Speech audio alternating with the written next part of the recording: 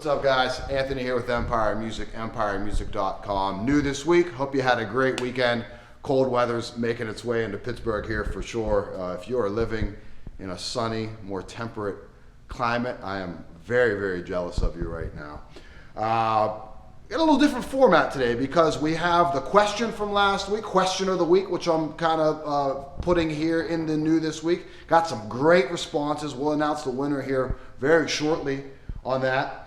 I think the big news, though, that's going on here at Empire Music is what we're doing from now till the end of February. We're calling it the Electric Trade-In event. Great opportunity for you to get great trade value, which we always give.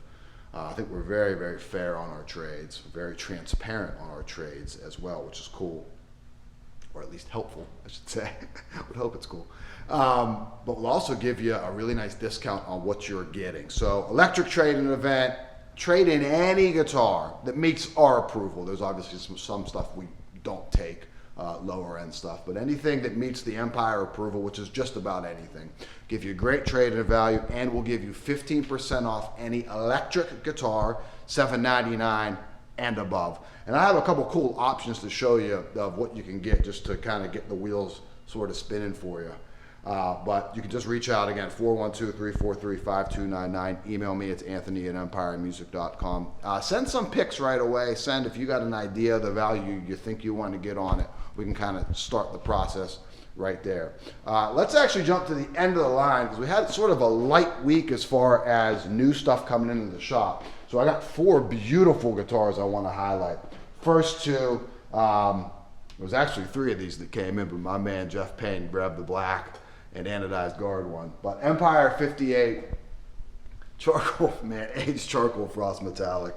Our Empire 58 P pickup, roasted maple neck, beautifully roasted. This thing took the roasting very well.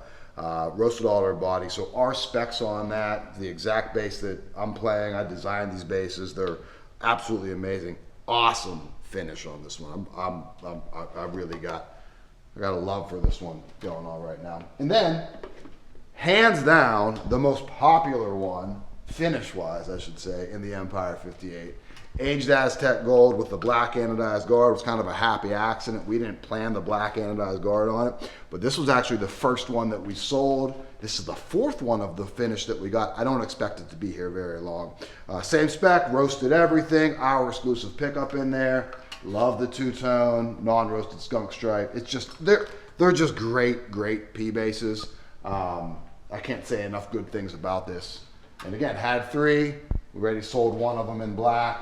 I would not anticipate either one of these lasting very, very long for us here. Now, I've never seen one of these. Martin D41 in Ambertone, absolute beautiful. Not over the top how ornamental it is, but you got some subtle touches of beauty on that. And just one of the best sounding acoustics you're ever gonna hear. Sitka spruce top, East Indian rosewood back and side, forward shifted X bracing, nice big powerful low end out of it, hand scallop bracing as well. And then a D18, this is not the first one of these. I love the look of these, man. You got just a absolute, this thing's really light too, this thing probably sings.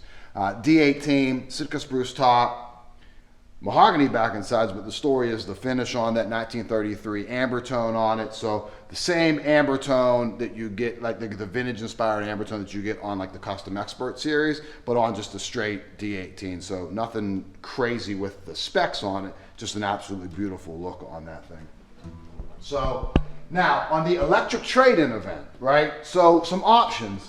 Like I said, anything you get $7.99 and above, with very, very few exceptions on that, like Castadosa is an exception.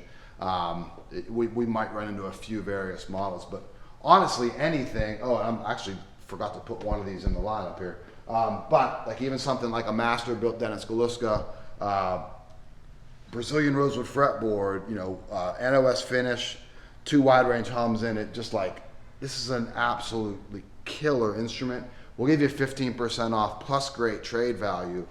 If you're local, come into the shop with your trade. If you're not local, like I said, reach out, call us, email us. We'll pick it up for you too. We'll send you a label to send that thing back to us. We'll save you the shipping cost on it too.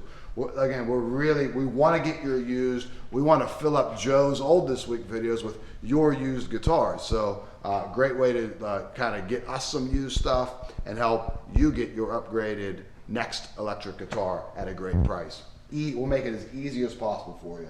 52 Tele in wide fade violin burst. This thing's got a great relic, and check out the back on that. So again, cool option. Really, any Fender custom shop will do that on. There might be just a couple exceptions on that, but really not many. American Vintage 2, you want to kind of jump into custom shop feel and vibe, but not break the bank on it. Options here. $21.99. We'll get you the discount. We'll get you great trade-in value as well. And then even something, you know, you just want to, just a change of pace. Maybe, you know, maybe you've never had a vintage inspired instrument and you want to kind of get into that. So VINTERA 2 series, $11.49 on this. So again, anything $7.99 and above. Doesn't have to be custom shop. Doesn't even have to be American Pro level or, you know, American series stuff. There's a lot of great Mexican series stuff that we can get you a great discount plus some trade value on. And then got two of these in that I cannot believe are still here. Like legit, like you guys know, and if my good customers I've talked to, like I'll tell you straight up what basses I love here in the shop.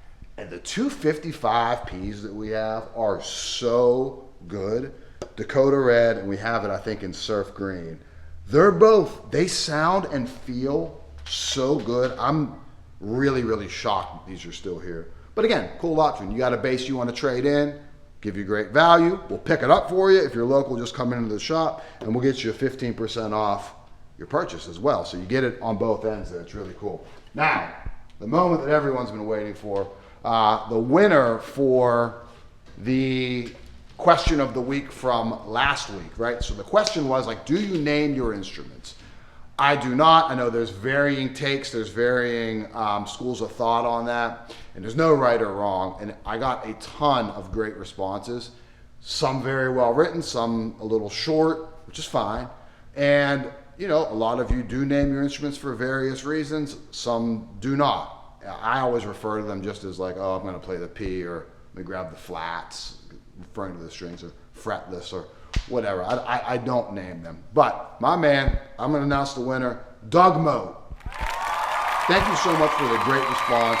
Doug kind of shared his story about naming only one of his P basses. And he had initially kind of was forming some projects and they didn't really take off. He didn't play for a few years, had a job in the emergency room. Met a young lady. Doug, you weren't quite clear on if that became your wife or that was just your girlfriend or just a crush at the time, which is fine. You don't have to divulge any of those things. But he named his P bass after her, Sue, and you know, I thought that was kind of cool. Like that instrument, it identifies a time in your life, and I think that's really cool with instruments when we can do it. I think that's why people do name some instruments, but it made me think of my basses that I play as, oh, I can think of, you know, the year or the surrounding circumstances to when I got it. So I think that's really cool about music in general. I think it's great with instruments that it can kind of identify specific and important points in our life.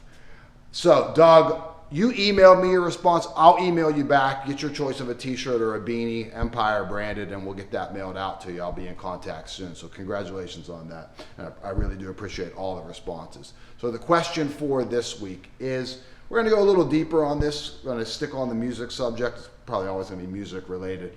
As an instrumentalist, so if you're a guitar player or a bass player, piano player, whatever you play, who is your biggest influence as a musician that does not play the instrument that you play, right? So like I'm a bassist, I can't name a bassist. My easy answer is Chaka Khan, vocalist. I just love her phrasing, I love her cadence. It influences my bass playing. So who is your favorite non-primary musician, non-primary instrument musician that influences your playing or your music in general? That's it. Leave a comment below. You can email me directly your response, Anthony@empiremusic.com. The more well-written, the better. You don't got to be Henry James, but I do appreciate a little backstory on it, and I'll pick the winner just on that criteria. Look forward to hearing your responses, and we'll see you next week. Thanks.